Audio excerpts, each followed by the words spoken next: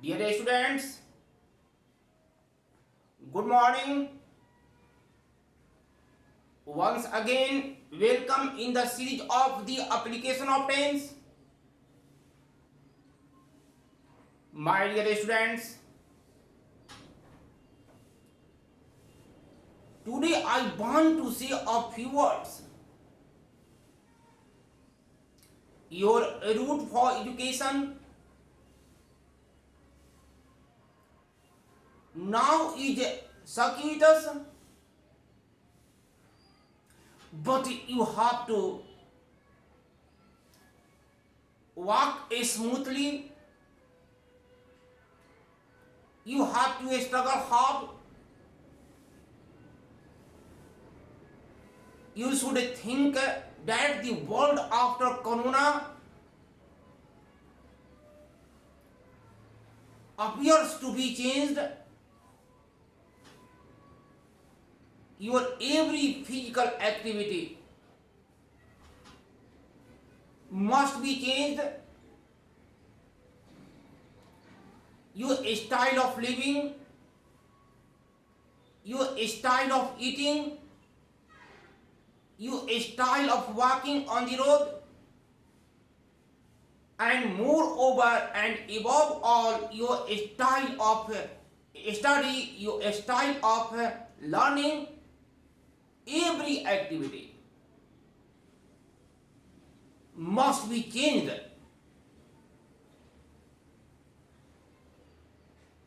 I think a few students will be feeling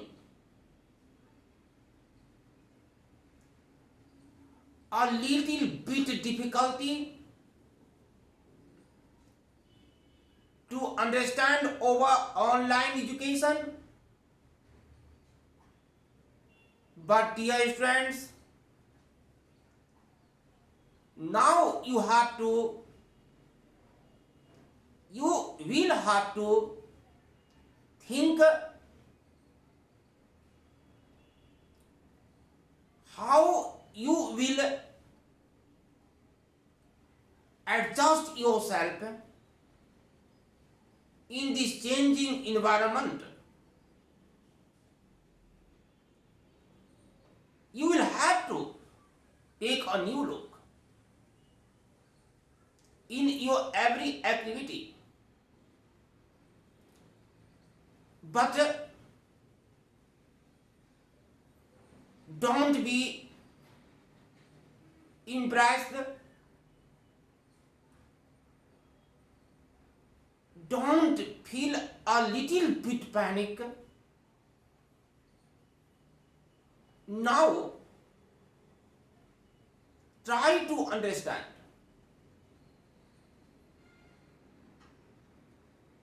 over mobile. I means the proceeding education over mobile and other electronic devices. You will have to think yourself how you will proceed your activity during the corona period.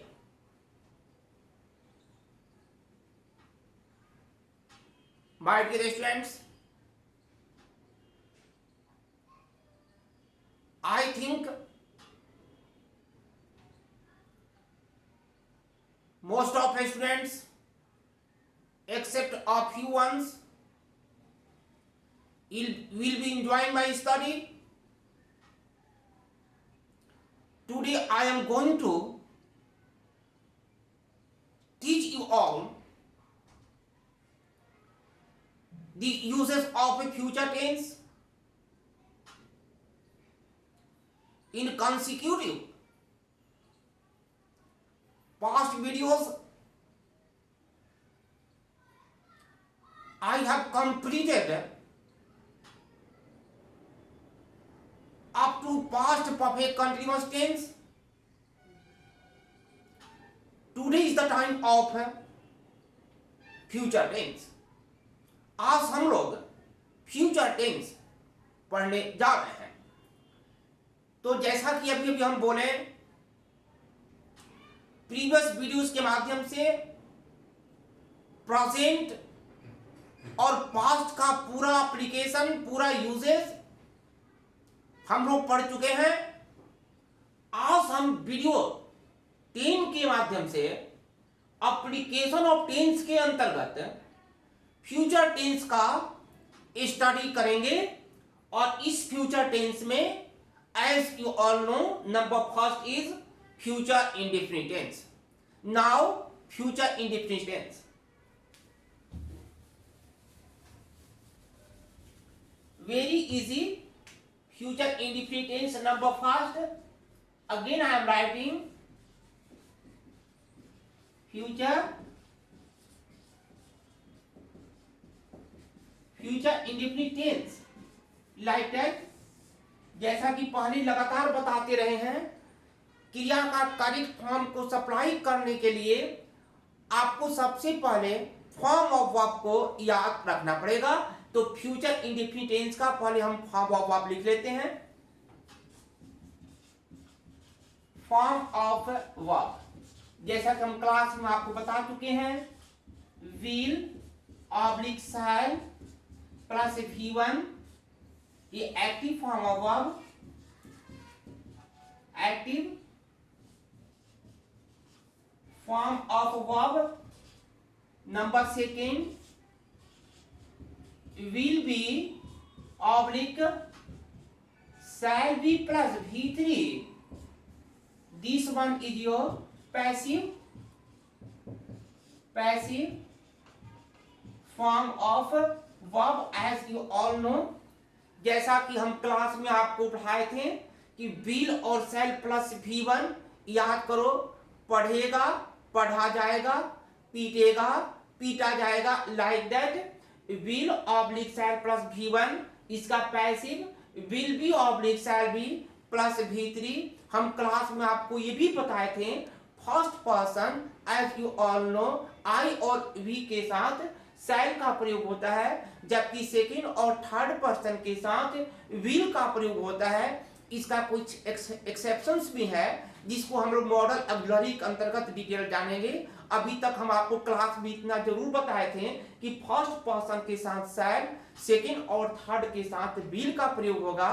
Future indefinite tense में कोई particular rules नहीं है, इसमें सिर्फ एक rule है। एक दो रूल्स की चर्चा हम बैक में प्रेजेंट इंडेफिनिट टेंस में कर चुके हैं, जो यहाँ पर आप लोगों को मेमोराइज करेंगे। तो यहाँ पर सिर्फ एक ही रूल है, बस वो रूल इंडिकेटर्स का है। आपको बस इंडिकेटर्स याद रखना है। कुछ इंडिकेटर सुन लो, जैसे सुन का मतलब शीघ्र, next, by next, shortly, tonight, tomorrow, अभी ये सब शब्द लिख रहे हैं। ऐसे शब्द जहां भी आपको सेंटेंस में दिखे, आप समझिए कि इनकी कंपोजिशन फ्यूचर इंडेफिनिट टेंस में होगा। यदि आप समझ गए तो ठीक है, अदरवाइज हम यहाँ लिखने जा रहे हैं number first, rule number first. Rule number first now, rule number first like that. Rule number first देखो, सुन का मतलब आप जानते हैं शीघ्र, shortly, SHORTLY, shortly, tonight, tomorrow, following, जैसे फॉलोइंग डे इत्यादि। फॉलोइंग डे भी आप कर सकते हैं, नाइट का है इस तरह से, following day, following night, following month, कुछ भी लाइक दैट। नेक्स्ट के साथ वही है, नेक्स्ट डे, नेक्स्ट मंथ, कुछ भी, नेक्स्ट वीक, लाइक दैट। उसी प्रकार बाय नेक्स्ट के साथ भी वही, बाय नेक्स्ट डे या फिर मंथ या वीक, कुछ भी इस तरह से, ऐसे कुछ हम डॉट दे देंगे, ज्यादा अच्छा रहेगा। वीक, लाइक दैट, ध्यान देना। यदि किसी भी वाक्य में इस प्रकार का वर्ड आपको मिल जाए, सुन, shortly, tonight, tomorrow, following day, night, week, month, कुछ भी, next day, next month, like that, या by next, by माने तक होता भी हिंदी बताएंगे। इन ऐसा शब्द मिल जाए तो समझना वहां पर जो आपको वर्ब सप्लाई करना है वह फ्यूचर का ही, फ्यूचर इंडिफिनिट का ही सप्लाई होगा। और फ्यूचर इंडिफिनिट का जब भी फॉर्म को सप्लाई करो तो सेंटेंस की संरचना जरूर देख लो कि वह एक्टिव है या पैसिव है, बस सिर्फ एक ही रूल है। और हम यहाँ पर कुछ एग्जांपल दे देते हैं। एग्जांपल नंबर फर्स्ट, जैसे ही ब्रैकेट में गो to Patna tomorrow,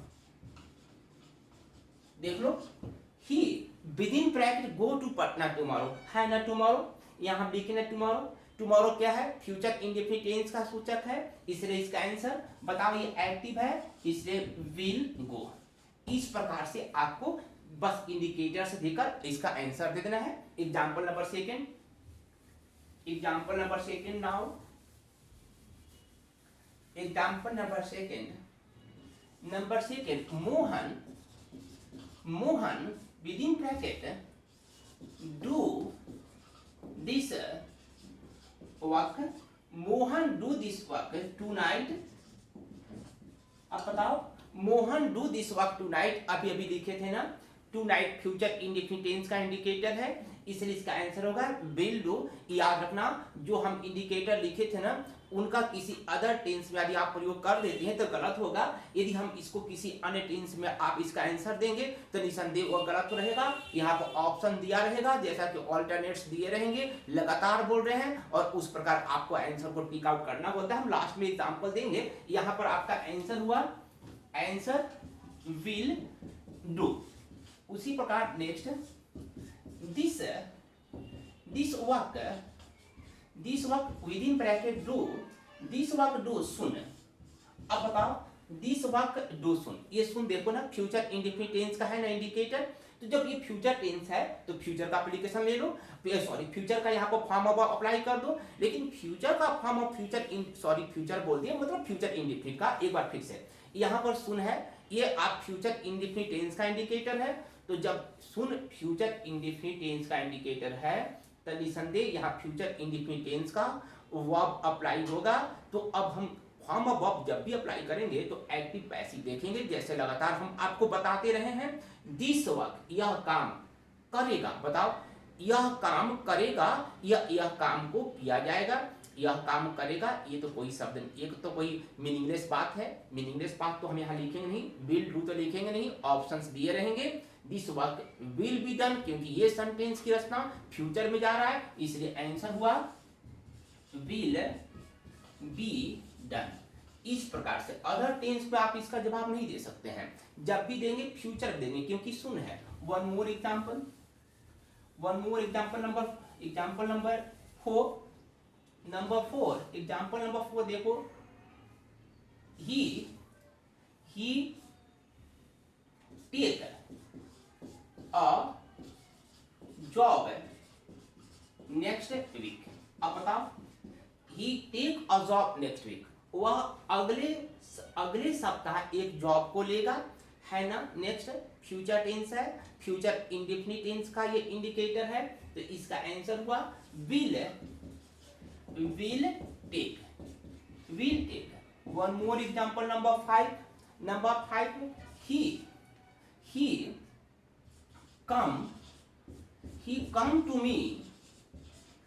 come to me by next month। ध्यान देना, ये बाई है ना, यहाँ पर बाई का अर्थ द्वारा नहीं बल्कि तक हो जाता है। He with in bracket come to me by next month, वह नेक्स्ट मंथ तक मेरे पास आएगा। बाई नेक्स्ट यह भी फ्यूचर है, मींस फ्यूचर इंडेफिनिट है, इसलिए आंसर हुआ, answer will come. One more example, example number 6, one more example I want to give you, one more example number 6, the first lesson, the first lesson है, the first lesson teach next day। अब बताओ, देख लो ये sentence active है कि passive है, खुद देख लो। दी फर्स्ट लेसन, पढ़ाएगा कि पढ़ाया जाएगा, स्पष्ट है। दी फर्स्ट लेसन को अगले दिन पढ़ाया जाएगा। दी आपको answer in future will be taught in this manner, future समाप्त हो गया। लेकिन यहाँ पर हम तुम्हें याद दिला दें, रूल नंबर 2 जो हम लिखते हैं वह प्रेजेंट इंडेफिनिट का एप्लीकेशन बता दिए हैं। प्रेजेंट इंडेफिनिट टेंस के एप्लीकेशन में क्लियर बताए हैं कि यदि आने वाले समय यानी फ्यूचर की कोई भी प्लानिंग हो, इलैबोरेट प्लानिंग, तो वो फ्यूचर होने के बावजूद भी प्रेजेंट इंडेफिनिट में उसकी रचना होती है। हम आपको ऐसे एग्जाम्पल दिए थे, प्राइम मिनिस्टर कल मेरे गांव का दौरा करेंगे। देखो प्राइम मिनिस्टर जब भी आएंगे तो उनके लिए एक इलैबोरेट, एकदम पूरा व्यापक एक उनकी प्लानिंग चलेगी। तो प्लानिंग को एक्सप्रेस करने के लिए फ्यूचर होने के बावजूद भी प्रेजेंट इंडेफिनिट टेंस का प्रयोग करते हैं, जो हम आपको प्रेजेंट इंडेफिनिट टेंस के एप्लीकेशन में अच्छी तरह से बता दिए हैं। एक और चीज हम आपको बताए थे, एसी और पीसी याद करो। एसी और पीसी दोनों फ्यूचर में हो तो एसी को हमेशा प्रेजेंट इंडेफिनिट टेंस बनाते हैं। ये छोटी छोटी जो बातें थी जो यहाँ पर हमको लिखा जा सकता था, जो हम बैक में इसकी पूरी डिटेल अध्ययन करा दिए हैं, इसलिए अब यहाँ पर कुछ नहीं, सिर्फ फ्यूचर इंडेफिनिट के बारे में एक बार फिर धीरे सुनो। फ्यूचर इंडेफिनिट के बारे में सिर्फ यही इंडिकेटर्स आपको याद रखना है, सुन, टुनाइट, टुमारो, बाय नेक्स्ट इत्यादि जो हम लिखे थे, ये किसी भी सेंटेंस में हो तो उनका प्रयोग आप फ्यूचर इंडेफिनिट टेंस में कर देना। यही फ्यूचर इंडेफिनिट में आपको जानना है। अब हम लोग चलेंगे future continuous tense. Future continuous tense number second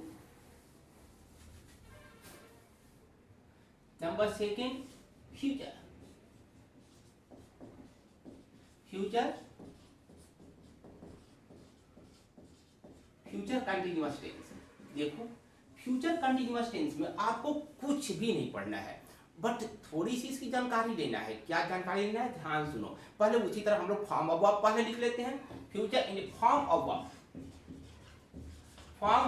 verb. देखो आप लोग को याद होना चाहिए, will be oblique shall be plus V4, जरूर याद होगा। Will be oblique shall be plus V4, ये एक्टिव हुआ। बताओ फ्यूचर कंटिन्यूअस टेंस का no passive form, as you all know. No passive form, इसका कोई पैसिव फॉर्म नहीं हुआ। सबसे इंटरेस्टिंग बात है कि इस फ्यूचर कंटिन्यूअस टेंस का न कोई पार्टिकुलर रूल है और न ही कोई पार्टिकुलर इंडिकेटर्स है। तो फिर हम क्या करेंगे, इससे संबंधित कैसे क्वेश्चन पूछेगा, एक बार फिर से लिख देते हैं, नोट में लिखेंगे। फ्यूचर कंटिन्यूअस टेंस से संबंधित न कोई पार्टिकुलर रूल्स है और न ही इसका कोई पार्टिकुलर इंडिकेटर्स है। फिर भी इस टेंस से संबंधित कुछ प्रश्न परीक्षा में पूछे जाते हैं। कैसे पूछे जाते हैं थोड़ा देखना। पहले हम जो अभी बात बोले हैं उसको जस्ट यहाँ पर हम लोग लिखेंगे, यहाँ ऐसे नोट कर नीचे में नोट करके हम लोग यहाँ लिख लेते हैं। पहले देखो फ्यूचर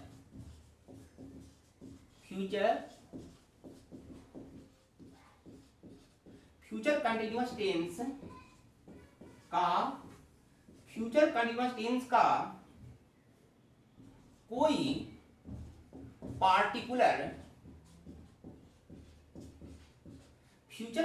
टेंस का कोई पार्टिकुलर रूल्स या कोई पार्टिकुलर का मतलब खास है, कोई पार्टिकुलर रूल्स या कोई पार्टिकुलर इंडिकेटर्स नहीं होता है। फिर भी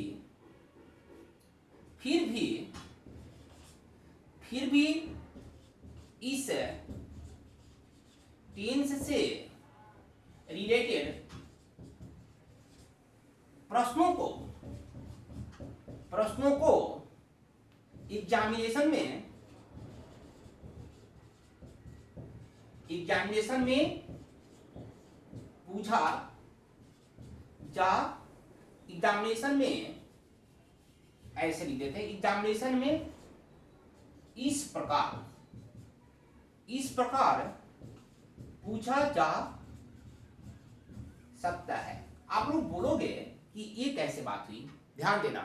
फ्यूचर कंटीन्यूअस टेंस का कोई पार्टिकुलर रूल्स या कोई पार्टिकुलर इंडिकेटर्स नहीं होता, इसका कोई रूल्स ही नहीं है, इसका कोई इंडिकेटर्स ही नहीं है। तो तुम लोग कहोगे कि जब इसका कोई रूल्स नहीं है, इंडिकेटर्स नहीं है, तो फिर इसको पढ़ने से क्या फायदा? कुछ फायदा है। इसमें कुछ क्वेश्चन पूछे जाते हैं, कैसे पूछे जाते हैं वही उसी को तो हम नीचे चर्चा करने जा रहे हैं। एक बार फिर से देख लो, फ्यूचर कंटीन्यूअस टेंस का कोई पार्टिकुलर रूल्स या कोई पार्टिकुलर इंडिकेटर्स नहीं होता है, फिर भी इस टेंस से रिलेटेड प्रश्नों को एग्जामिनेशन में इस प्रकार पूछा जाता है। देखो कितना सिंपल है, कैसे पूछा जाता है। यहां लिखेंगे एग्जाम्पल, यहां एग्जाम्पल देंगे। एग्जाम्पल फर्स्ट, नीचे जस्ट नीचे आप एग्जाम्पल लिखिए, देखिए कैसे परीक्षा में पूछता है। नंबर फर्स्ट, जैसे मान लो ही विल बी, और सिंपल एग्जाम्पल देते हैं read, he will be read a book. देखो ऐसी परीक्षा में क्वेश्चन पूछ सकता है, सिंपल सी बात है। He will be read, example number first था ही विल बी। बताओ विल बी और शैल बी के बाद कौन सा टेंस लगता है? V4, future continuous tense. वह एक किताब पढ़ रहा होगा, इसलिए इसका आंसर हुआ, अभी बताए थे, will be shall be V4, तो इसका आंसर आप V4 दे दो, रीडिंग। इस प्रकार से परीक्षाओं में क्वेश्चन पूछ सकता है। एक और ले लेते हैं, she will be do her work. अब बताओ she will be do her work, ध्यान देना, she will be do her work. अब बोलो वह अपना काम कर रही होगी, विल बी के बाद हमेशा V4 होता है, therefore आंसर डूइंग। अब एक जब नंबर 3 दे रहे हैं, बड़ी इंटरेस्टिंग एग्जांपल है, और यदि हम क्लास में आपको पढ़ाते हैं तो इसको जरूर पूछते हैं, और जब हम पूछते हैं ना तो अधिकांश लड़के इसी का सहारा लेकर V4 आंसर दे देते हैं। देखो तो a book will be read. अब तुम लोग से बोलेंगे इसका आंसर दो, देखो ध्यान सुनना, बड़ी इंटरेस्टिंग बात है। अब बुक विल बी रीड, अब बुक विल बी रीड, यहां भी देखो रीड दिए थे, विल बी रीडिंग, यहां डू दिए थे, डूइंग, तो आप कह दो अब बुक विल बी रीडिंग। अब हिंदी निकाल के देखो तो, एक किताब पढ़ रहा होगा। बताओ तो एक किताब पढ़ रहा होगा, ऐसा नहीं होता है। अरे ये फ्यूचर कंटिन्यूअस टेंस नहीं है, ये फ्यूचर इंडेफिनिट टेंस का पैसिव है। याद करो, फ्यूचर इंडेफिनिट टेंस का पैसिव कैसे होता है? Will be shell be plus V3। तो हम यहाँ पर स्पष्ट रूप से क्लियर कर दें, जब भी विल बी या शैल बी के बाद कोई वर्ब देगा तो उसको आपको ध्यान से देखना है। यदि विल बी के बाद यदि वो सेंटेंस एक्टिव है तो उसको हम V4 में जवाब दे देंगे। देखो सेंटेंस एक्टिव था V4, ये भी एक्टिव था V4। लेकिन यदि वाक्य एक्टिव नहीं बल्कि पैसिव दिखे तो V4 कभी नहीं लगाना, V3 लगाना पड़ेगा। बोलो क्यों? क्योंकि इस स्थिति में वह फ्यूचर इंडेफिनिट टेंस का पैसिव बनता है। एक किताब पढ़ा जा रहा होगा, और आप लोग जानते हो यहाँ पर कि रीड का V3 भी रीडिंग होता है, इसको हम लोग रेड पढ़ते हैं, यहाँ पर चूंकि हम V3 लिख दे रहे हैं, ये आपको रेड है। अब बुक विल बी रेड, एक किताब पढ़ा जाएगा, एक किताब, इस तरह से फिर से बोले, एक किताब पढ़ रहा होगा नहीं, एक किताब पढ़ा जाएगा, ये सेंस में आएगा। यदि आपको नहीं समझ में आया तो एक दो एग्जांपल और लेते हैं। Example number 4,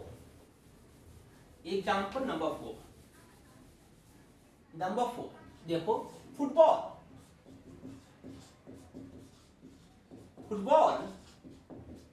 will be play. अब बताओ फुटबॉल विल बी प्ले, बोलो फुटबॉल खेल रहा होगा कि फुटबॉल खेला जाएगा? कभी ऐसा हो सकता है कि फुटबॉल खेल रहा होगा? बिल्कुल गलत है। फुटबॉल खेल रहा होगा ये एक्टिव सेंटेंस नहीं है, फुटबॉल स्वतः कोई काम नहीं करेगा, फुटबॉल को खेला जाएगा, इस सेंस में आएगा। फुटबॉल विल बी प्लेड, यानी फ्यूचर इंडेफिनिट टेंस का ये पैसिव हो गया। फ्यूचर कंटिन्यूअस टेंस कभी नहीं होगा, फ्यूचर कंटिन्यूअस टेंस का तो पैसिव भी नहीं होता और एक्टिव में ये बनेगा ही नहीं। एक्टिव में बनाओगे तो फुटबॉल स्वयं खेलने लगेगा, जो बिल्कुल इनकरेक्ट है। देयरफॉर इसका आंसर हुआ प्लेड। इसका आंसर क्या हुआ? प्लेड। इस तरह से फ्यूचर कंटिन्यूअस टेंस से रिलेटेड क्वेश्चन पूछ सकता है। एक और एग्जांपल देखो, they will be work, they will be work hard. अब देखो तो ये एक्टिव है कि नहीं? विल बी है, तुरंत आप लगा दोगे V4, वे लोग कड़ी परिश्रम कर रहे होंगे। देयरफॉर आंसर हुआ वर्किंग। क्योंकि ये एक्टिव है इसलिए फ्यूचर कंटिन्यूअस टेंस में हो गया। तो याद रखना, विल बी के बाद कभी भी वर्ब का फॉर्म अप्लाई करना हो तो सेंटेंस की स्वरूप, उस सेंटेंस का कंपोजिशन देख लो कि एक्टिव है कि पैसिव है। यदि पैसिव है तो उसमें V3 डालो और इस कंडीशन में फ्यूचर इंडेफिनिट टेंस का पैसिव हो जाएगा, और यदि एक्टिव है तो फ्यूचर कंटिन्यूअस टेंस का फॉर्म ऑफ वर्ब अप्लाई कर दो। Okay, now one more example, example number 6। Example number 6 देखो, इस तरह से कुछ ऐसे भी क्वेश्चन आते हैं, जैसे ही, ब्रैकेट में बड़ा इंटरेस्टिंग बात है, ब्रैकेट में बी और फिर बी डूइंग दिस वर्क। अब लड़के इस तरह का क्वेश्चन देकर घबरा जाते हैं, कहते हैं अरे ये कैसा क्वेश्चन है, यहाँ भी बी है यहाँ पर भी बी है, ये तो बी सही है, बी प्लस V4 है, तो बताओ तो बी प्लस V4 रहेगा तो निसंदेह किस टेंस का है? फ्यूचर कंटिन्यूअस टेंस का ही है। और फ्यूचर कंटिन्यूअस में विल भी डूइंग होगा या फिर शैल भी डूइंग होगा। तो फिर हम याद दिला दें कि आपको बैक की पढ़ाई आपको याद आ रहा है, जब भी ब्रैकेट में बी रहेगा तो वर्ब बी अप्लाई करना पड़ेगा। वर्ब बी का मतलब is, am, are, was, were, be, being इत्यादि, शैल, विल जैसे सब में से किसी एक को चुनना होगा। तो बताओ तो, फिर से हम बोल रहे हैं, वर्ब बी किसे कहते हैं? Is, am, are, was, were, be, being, shall, will, इतना सारा है। तो अब खुद बोलो, कहीं इज इस पर अप्लाई होगा, कहीं वाज अप्लाई होगा, जब भी होगा तो विल होगा, विल बी डूइंग, इसलिए आंसर हुआ यहाँ पर विल। इस तरह से आपका फ्यूचर कंटिन्यूअस टेंस से रिलेटेड क्वेश्चन पूछता है। इसका कोई फ्यूचर कंटिन्यूअस टेंस का कोई पार्टिकुलर रूल नहीं था, फ्यूचर कंटिन्यूअस टेंस का कोई पार्टिकुलर इंडिकेटर नहीं था, लेकिन टेक्निकली कुछ क्वेश्चन पूछता है जिसका हम एग्जांपल्स दे दिए, और इस तरह से फ्यूचर कंटिन्यूअस टेंस समाप्त हो गया। अब हम लोग चलते हैं फ्यूचर परफेक्ट की ओर। Future perfect tense, future perfect tense number 3 future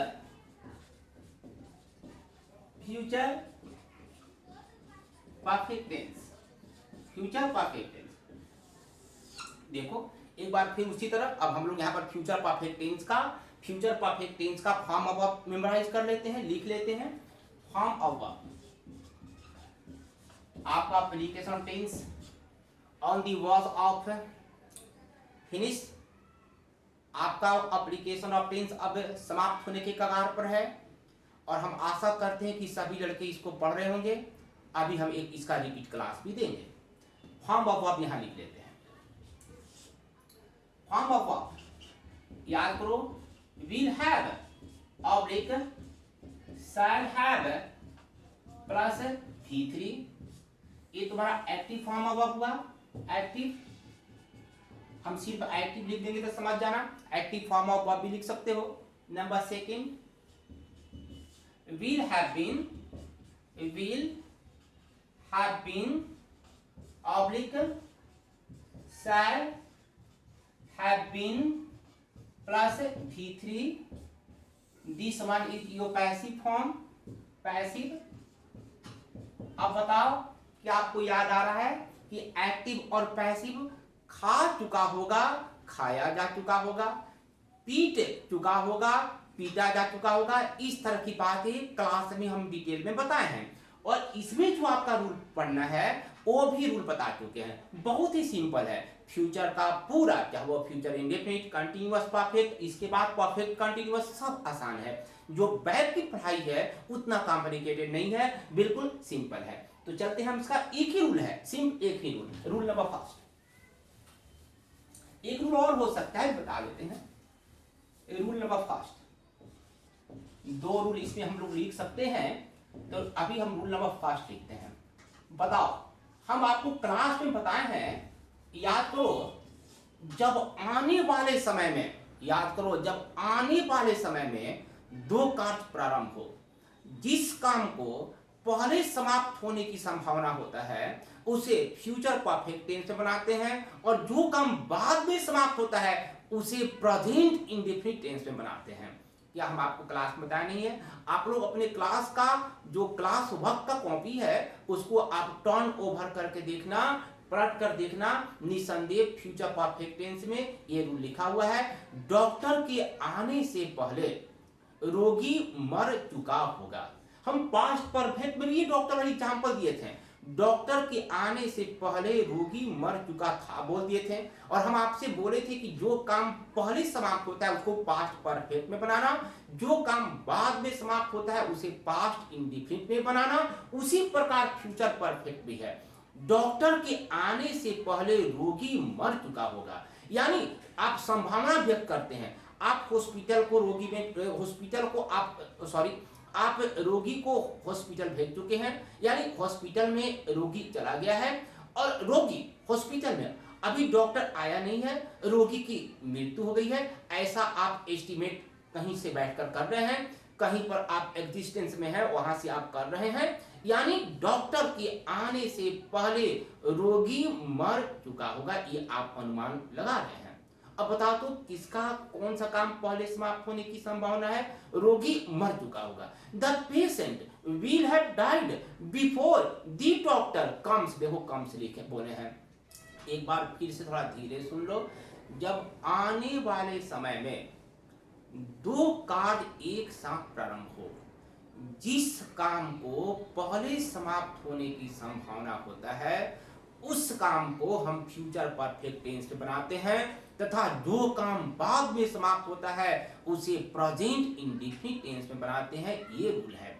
हम ऐसे बोलेंगे, शिक्षक को वर्ग में प्रवेश करने से पहले सभी छात्र अपना अपना स्थान ले चुके होंगे, यानी पहले छात्र अपना स्थान ले चुके हैं, तो इस क्लॉज को आप फ्यूचर परफेक्ट में बनाएंगे और इसके बाद जो क्लॉज है उसको प्रेजेंट इंडेफिनिट टेंस में बनाएंगे, यही रूल है।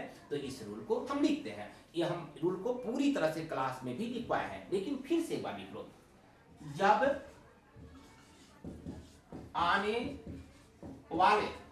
जब आने वाला समय में दो कार्य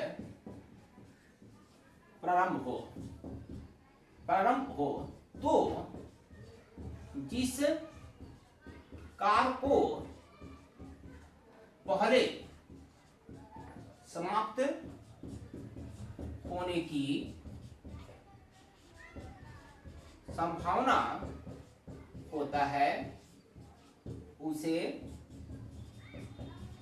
फ्यूचर परफेक्ट टेंस में बनाए, तथा जो कार्य तथा जिस कार्य को बाद में समाप्त होने की संभावना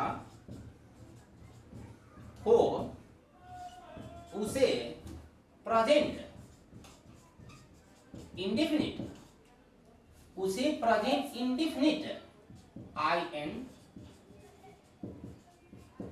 इंडेफिनिट टेंस में बनाए।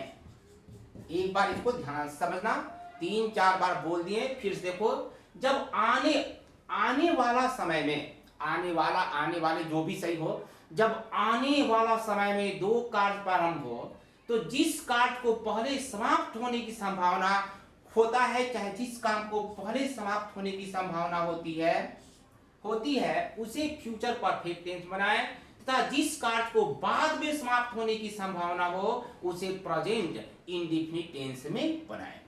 समझ गया होगा ना। चलो अब हम लोग एग्जांपल से इसको क्लियर कर लेते हैं। एग्जांपल नंबर फर्स्ट, पुलिस के आने से पहले चोर भाग चुका होगा। देखो एग्जांपल नंबर फर्स्ट, पुलिस के आने से पहले चोर भाग चुका होगा। अब बताओ, पुलिस के आने से पहले चोर भाग चुका होगा, बताओ किस काम को पहले समाप्त होने की संभावना है? चोर भाग चुका होगा।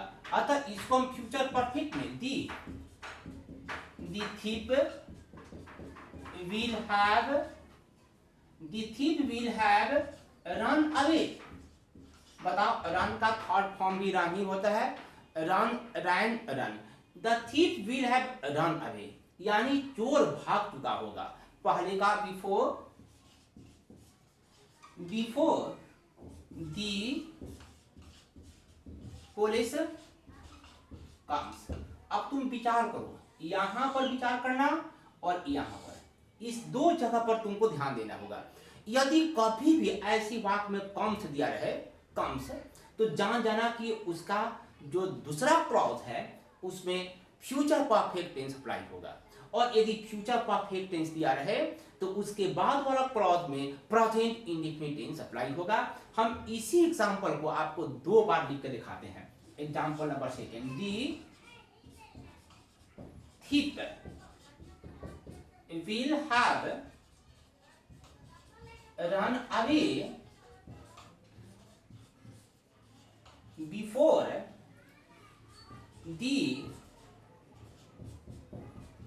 the police come। देखो तो हम ब्रैकेट विद इन ब्रैकेट में क्या लिखे हैं? Before the police come the thief will have run away। यहां पर तुम लोग देख लोगे, अरे फ्यूचर परफेक्ट दिया है, तो फ्यूचर परफेक्ट दिया है तो निसंदेह यहां पर प्रेजेंट इंडेफिनिट टेंस अप्लाई होगा, इसलिए इसका आंसर हुआ कम्स। ये नियम है कम्स। सेम एग्जांपल को एक बार हम और रिपीट कर रहे हैं। सेम एग्जांपल को रिपीट कर रहे हैं, देखना इस तरह से। Example number 3, the thief within bracket run away before the police comes। देख लो, ध्यान देना, बार बार एक ही एग्जांपल को हम दे रहे हैं आपको समझने के लिए। दी पुलिस कम्स है ना, कम्स प्रेजेंट इंडेफिनिट, तो जब एक हिस्सा प्रेजेंट इंडेफिनिट में है देख लो तो जान जाना कि ये फ्यूचर परफेक्ट में है। और थोड़ा सा हिंदी निकाल कर भी देख लेते हैं, हिंदी निकाल कर देख लेना कि कैसा वो है, वो फ्यूचर परफेक्ट में स्वतः आपको मालूम चल जाएगा। therefore आंसर हुआ will have run। In this manner आपको आंसर देना है। कुछ हम दूसरा एग्जांपल ले लेते हैं, कुछ तुम लोग खुद ही बताओ क्या आंसर होना चाहिए। all students will have taken their, ये taken है, taking their seats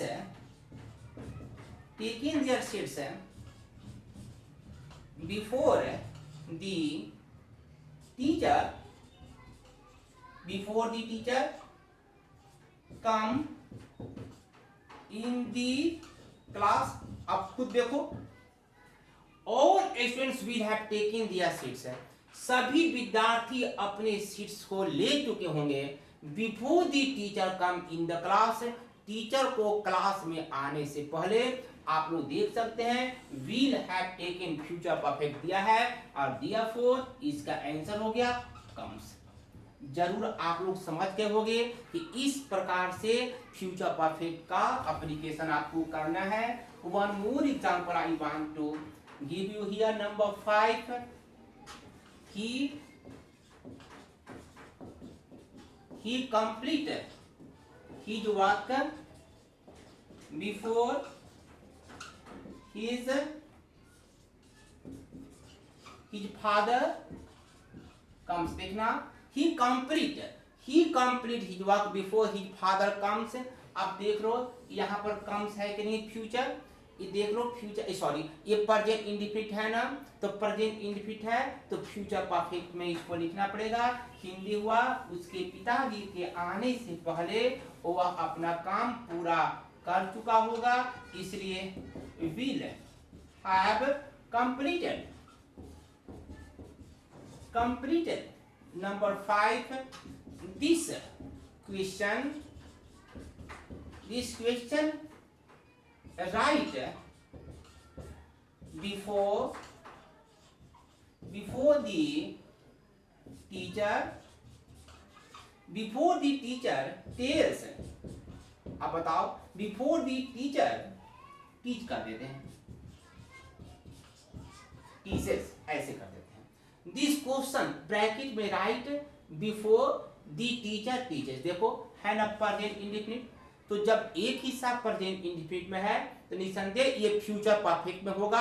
अब जब फ्यूचर परफेक्ट में होगा, अब यहाँ पर आपको देखना पड़ेगा ये पैसिव है। देख लो, यह क्वेश्चन लिख चुका होगा, यह क्वेश्चन लिखा जा चुका होगा, आपको क्लास में पढ़ाए हैं, लिख चुका होगा, लिखा जा चुका होगा, खा चुका होगा, खाया जा चुका। ये सेटिंग आपको देखना पड़ेगा। सब्जेक्ट के साथ वर्ब का सेटिंग पर आपको ये थिंकिंग करना पड़ेगा। देखो, this question will have been written, इस क्वेश्चन को लिखा जा चुका होगा, इसलिए आंसर हुआ will have been written. will have been written, इस प्रकार इसका आंसर हुआ। Future perfect continuous, sorry future perfect का एक छोटा सा और रूल है, देख लो। फ्यूचर परफेक्ट टेंस का rule number 2 now, future perfect tense rule number 2,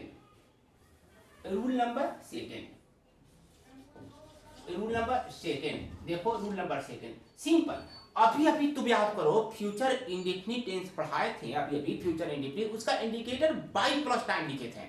जैसे हम लिखे थे बाई नेक्स्ट लिखे थे, तो वहां पर हम जो आपको बाई नेक्स्ट लिखे थे वहां पर एक छोटा सा मिस्टेक हो गया। बाई नेक्स्ट के साथ साथ वो समझने की बात है, by next, by tomorrow, by yesterday, sorry yesterday नहीं, यस्टरडे तो पास्ट हो जाएगा, सॉरी, बाई टुमारो, बाई जो भी हो, बाई टुनाइट, लाइक दैट, बहुत सारा वर्ड जो हम आपको लिखे थे। ये इस तरह के जितने भी वर्ड है, एक बार फिर से बोल रहे हैं, थोड़ा धीरे बोलते हैं, धीरे समझना। देखो, जब हम फ्यूचर इंडिफिनिट पढ़ा रहे थे तो आपको लिखे थे बाई नेक्स्ट। हम यहाँ बोलते हैं कि बाई नेक्स्ट के साथ बाई प्लस टाइम, यानी कि बाई के साथ कोई भी टाइम हो, जैसे by next month, by tomorrow, by tonight, इस तरह से जो बाई हो, तो ध्यान रखना इसमें आप फ्यूचर इंडिफिनिट अप्लाई कर सकते हैं, लेकिन साथ साथ आप चाहें तो फ्यूचर इंडिफिनिट अप्लाई ना कर फ्यूचर परफेक्ट टेंस भी अप्लाई कर सकते हैं। यानी क्या रूल बना, बाई प्लस टाइम, जैसे हम लिख देते हैं बाई नेक्स्ट, ये बाई प्लस टाइम हुआ, बाई टुमारो इसी तरह बाई प्लस टाइम के साथ, बाई प्लस टाइम के साथ फ्यूचर इंडेफिनिट के साथ फ्यूचर